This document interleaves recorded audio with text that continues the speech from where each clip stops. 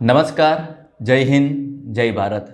મિત્રો, આજના વિડીયોમાં આપણે નવી આવાસ યોજના વિશેની ચર્ચા કરવાના છીએ.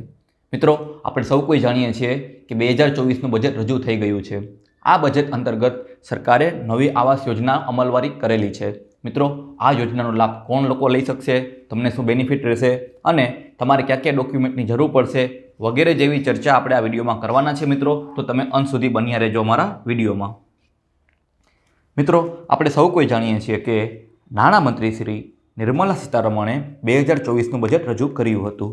આ બજેટની અંદર નાણામંત્રી નિર્મલા સીતારમણે ભાડાના મકાનો અને ઝૂંપડપટ્ટીમાં રહેતા લોકોને નવા મકાનો આપવા માટેની જાહેરાત કરી છે. સરકારે આ માટે એક ઉત્તમ યોજના લાવવા જઈ રહી છે. આ યોજના જરૂરિયાતમંદો લોકોને પોતાનું ઘરનું ઘર બનાવવામાં મદદ કરશે.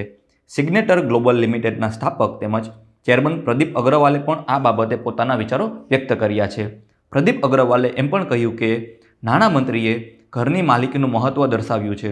આ સાથે નાણામંત્રીએ જાહેરાત કરી કે સરકાર ટૂંક જ સમયગાળામાં મધ્યમ વર્ગ માટે આવાસ યોજના લાવવા જઈ રહી છે.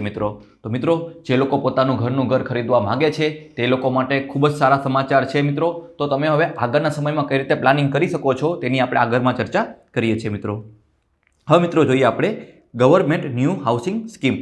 જે લોકો પોતાનું ઘર બનાવવા અથવા તો ખરીદવા માગે છે તે લોકોને આ યોજનાનો લાભ મળશે, જેનો ઉદ્દેશ્ય ભાડાના મકાનમાં રહેતા લોકોને પોતાનું મકાન મેળવવામાં મદદ કરવાનો છે.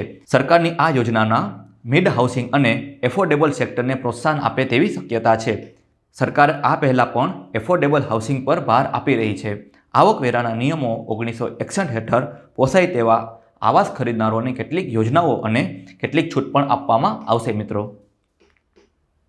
હવે મિત્રો, આપણે જોઈએ છે કે જો તમે નવું ઘર ખરીદવા માંગો છો તો તમને વ્યાજમાં કેટલા ટકા ડિસ્કાઉન્ટ મળશે.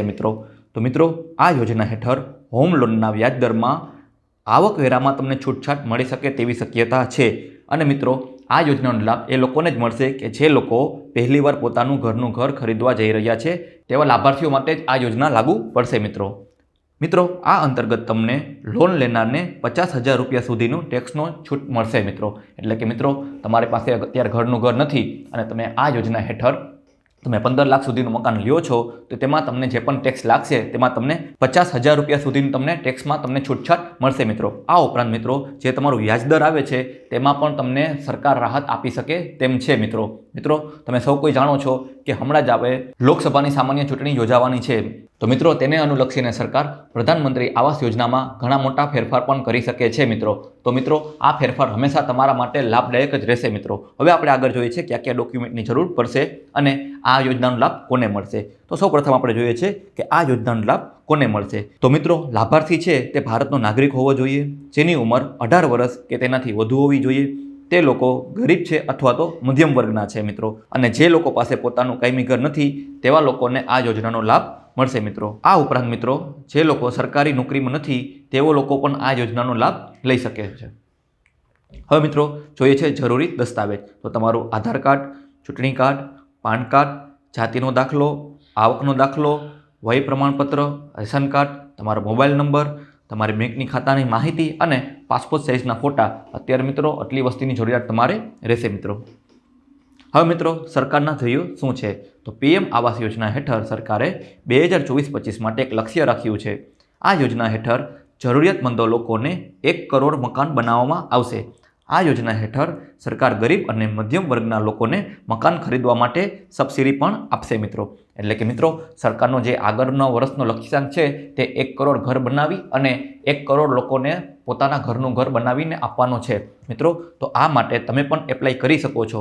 બસ શરત એટલી જ છે કે મેં તમને જે ડોક્યુમેન્ટ કીધા છે તે ડોક્યુમેન્ટ તમારી પાસે હોવા જોઈએ અને અમુક એલિજિબિલિટી ક્રાઇટેરિયા છે તે ક્રાઇટેરિયામાં તમે ફૂલફિલ કરો છો તો તમે પણ આ યોજનાનો લાભ લઈ શકો છો. તમને પણ સબસિડી મળી શકે છે, તમને પણ વ્યાજમાં છૂટછાટ મળી શકે છે.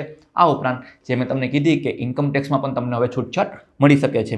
તો મિત્રો, આશા રાખું છું કે જે સરકારની નવી પ્રધાનમંત્રી આવાસ યોજના માટેની જે અમુક ક્રાઇટેરિયા હતા તે મેં તમને અહીં જણાવ્યા છે, અહીં તમને રજૂ કર્યા છે. જો તમને હજી કંઈ સમજાણું ન હોય તો તમે મને કમેન્ટ સેક્શનમાં પણ પૂછી શકો છો. અમારી ટીમ તેનો ચોક્કસથી જવાબ આપશે. જય હિન્દ, જય ભારત. આજે જ અમારી channel update knowledge four information પર જઈ તમે યોજના રિલેટેડ દરેક વિડીયો જોઈ શકો છો. આ ઉપરાંત દરેક સરકારી ભરતીને લગતા ન્યૂઝ અને વિવિધ માહિતીને લગતા તમામ પ્રકારના વિડીયો અમારી ચેનલ પર ઉપલબ્ધ થશે. તો આજે જ અમારી ચેનલ અપડેટ નોલેજ ફોર ઇન્ફોર્મેશનને સબસ્ક્રાઇબ કરી લ્યો. આ વિડીયોને લાઇક કરી દો, શેર કરી દો. જય હિન્દ, જય ભારત.